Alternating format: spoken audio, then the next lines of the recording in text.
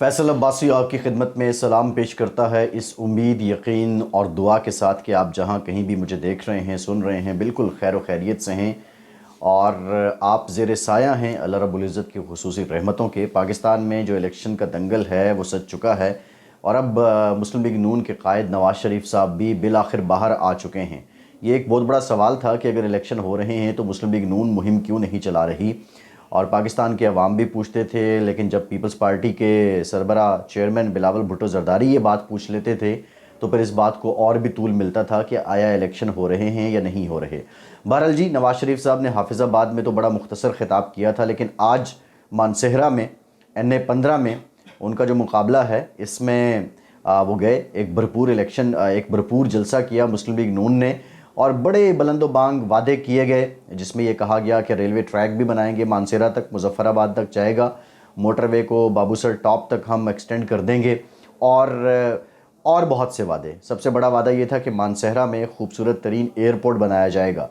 اب NA-15 کی جو صورتحال ہے وہ بھی بڑی دلچسپ ہے، لیکن نواز شریف ظاہر ہے مسلم لیگ نون کا ہزارہ ڈویژن ہمیشہ سے گڑھ رہا ہے، ماں سوائے اس کے کہ جو اب سے 2 دن پہلے کی ڈیولپمنٹ ہے، مہتاب عباسی نے PTI کے امیدوار علی خان جدون کی حمایت کی ہے، اور یہ بہت الارمنگ ہے کیونکہ مہتاب عباسی کے مقابلے میں PTI کے جو علی اصغر ہیں اور پھر ان کے ساتھ ساتھ مسلم لیگ نون کے مرتضیٰ جاوید عباسی ہیں۔ تو یہ مقابلہ یہ ہے کہ پریکٹیکلی مسلم لیگ نون کا ہی مقابلہ ہے۔ مہتاب عباسی کو نکال تو دیا ہے مسلم لیگ نون نے، لیکن اصل میں یہ مقابلہ مہتاب عباسی اور مسلم لیگ نون کے مرتضیٰ جاوید ہیں، اور ووٹر اس پہ منقسم ہے۔ بہرحال اس حلقے پہ میں کسی ویلاگ میں بڑی ڈیٹیل بات کروں گا، لیکن خبر یہ ہے کہ جاتی عمرہ میں خاصی تشویش پائی جاتی ہے، جاتی عمرہ میں پریشانی کا عالم ہے، اور کل جو بلاول بھٹو زرداری نے لاہور کے علاقے ٹاؤن شپ میں جلسہ کیا ہے، اور اس جلسے میں جس طرح کراؤڈ آیا ہے، اس کراؤڈ کو دیکھتے ہوئے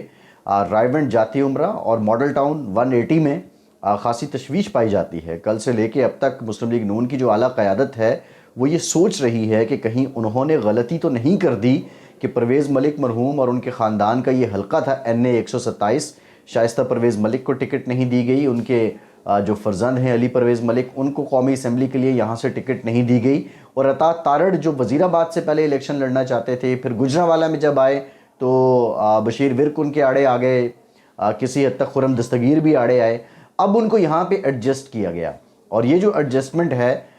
کیا یہ اب چیلنج بن گئی ہے؟ بلاول بھٹو زرداری اگر لاہور کا الیکشن جیت جاتے ہیں، ابھی ہمارے کچھ جو ساتھی اینکرز ہیں انہوں نے NA-127 کو وزٹ بھی کیا ہے، تو وہ یہ کہہ رہے ہیں، وہ یہ تو نہیں کہتے کہ بلاول کا پلڑا یہاں بھاری ہے، لیکن وہ یہ بات کہتے ہوئے نظر آ رہے ہیں کہ اب تک کی جو صورتحال ہے یہ عطا تارڑ کے لیے اور مسلم لیگ نون کے لیے بہت ٹف ٹائم دینے کی پوزیشن میں بلاول بھٹو زرداری NA-127 سے آ چکے ہیں، اور یہی وجہ ہے کہ کل کے جلسے کے بعد ذرائع یہ بتا رہے ہیں خاصی سوچ بچار کی گئی ہے،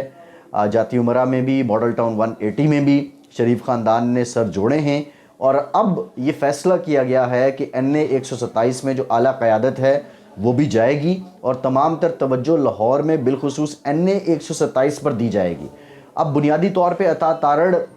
کو یہاں سے جتوانا تو مقصود ہے، لیکن اس کے مقابلے میں بلاول بھٹو زرداری کو شکست دلوانا یہاں پہ کیوں ضروری ہے، یہ بہت امپورٹنٹ بات ہے۔ دیکھیے، اگر پیپلز پارٹی ایک سیٹ بھی، اور بلاول خود لاہور جو مسلم لیگ نون کا گڑھ ہے، اس گڑھ سے ایک سیٹ پہ نکال جاتے ہیں تو پیپلز پارٹی اپنی ایک راہداری بنانے میں کامیاب ہو جائے گی، ایک گیٹ وے پیپلز پارٹی کے لیے بن جائے گا، اور پھر کرتے کرتے آہستہ آہستہ، آپ کو یہ بھی بخوبی معلوم ہے کہ جب ایک سیٹ آتی ہے تو ایک دو نشستیں آٹومیٹکلی صوبائی اسمبلی کی وہاں پہ ملٹیپلائی ہو جاتی ہیں، اور اگلے 5 سال میں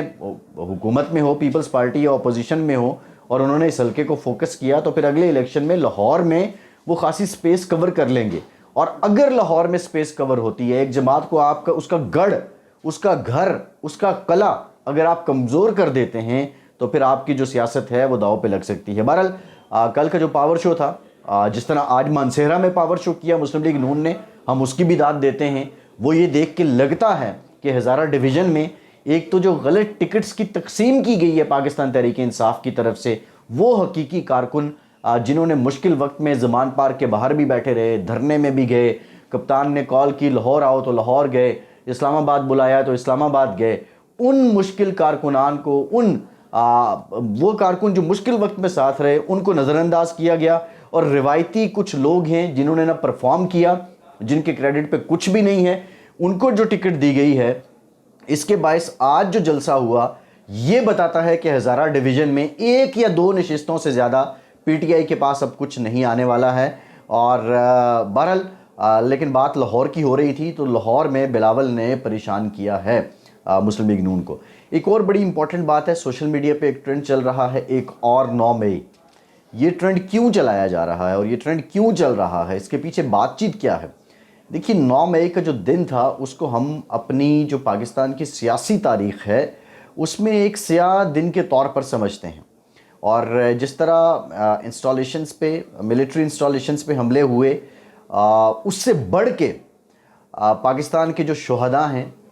ان کے جو مجسمے ہیں، یادگاریں ہیں،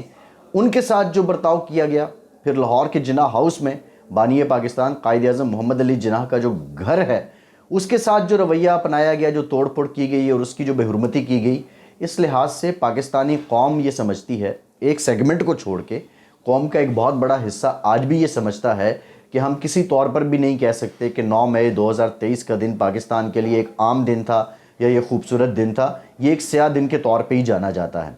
ابھی کچھ دنوں پہلے دی اکانومسٹ میں بانی پی ٹی آئی کا ایک آرٹیکل چھپا،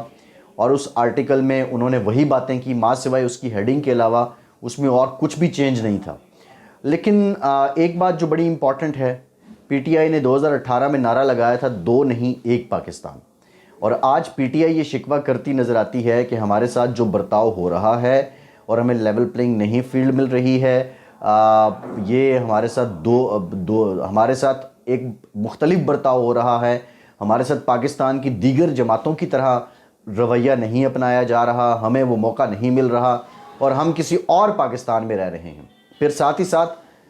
یہ 1971 کا بہت ریفرنس دیتے ہیں۔ یہ جو چیئرمین سابق جو بانی پی ٹی آئی ہیں، یہ صاحب خود کو کہیں نہ کہیں جا کے شیخ مجیب الرحمان کے ساتھ بھی ملاتے ہیں۔ یہ سکوت ڈھاکہ کی یہ اور ان کے بیٹھے ہوئے جو سپوکس پرسن ہیں، تجزیہ کار ہیں ٹی وی چینلز پہ، ایک جو اس سارے معاملے کو لے کے چلتے ہیں، وہ اس نیریٹو کو بہت زیادہ بلڈ کر رہے ہیں۔ یہ سارا کیوں ہو رہا ہے؟ یہ سوال تو یہ ہے کہ یہ کس لیے کیا جا رہا ہے؟ جب یہ ڈاٹس ہم کنیکٹ کرتے ہیں تو پھر لوگوں کو وہی اشتعال دینے کی بات کی جا رہی ہے جو 9 مئی کو دیا گیا تھا۔ دیکھیے 9 مئی کا بہت بڑا جواز بانی پی ٹی آئی کے پاس یہ ہے، وہ کہتے ہیں کہ میں تو قید و بند میں تھا، اس وقت تو میں قید تھا، اور اس وقت تو میں جیل میں تھا، یا اس وقت میں نظر بند تھا، میں تو اس میں نہیں ہوں۔ بالکل سیدھی سی بات ہے کہ اگر ہم بات کریں نا 9/11 کی، تو اس کا جو ماسٹر مائنڈ ہے وہ اسامہ کو کہا جاتا ہے، اور پریکٹیکلی اسامہ تو نہیں تھا وہاں پہ۔ اسی طرح تاریخ کے اور بہت سے واقعات آپ لے لیں، اس میں ماسٹر مائنڈ کا وقوع والی جگہ پہ ہونا لازمی نہیں ہے۔ ماسٹر مائنڈ تو لوگوں کی ذہن سازی کرتا ہے، اس کا سامان پیدا کرتا ہے۔ اب جو یہ باتیں کی جا رہی ہیں، خدا نخواستہ یہ کوئی اور 9 مئی برپا کر کے اس کی ذمہ داری بھی ریاست پہ ڈالنے کی کوشش کی جا رہی ہے، اور یہ لوگوں کو اشتعال دیا جا رہا ہے، یہ الیکشن ڈے کو خونی بنانے کی کوشش کی جا رہی ہے۔ میری گزارش یہ ہے کہ اس سے پہلے جو 9 مئی ہوا ہے، پاکستان کے آئین اور قانون کے مطابق ان لوگوں کو ایسا سزا اور جزا کا فیصلہ کیا جائے کہ آئندہ کوئی کم از کم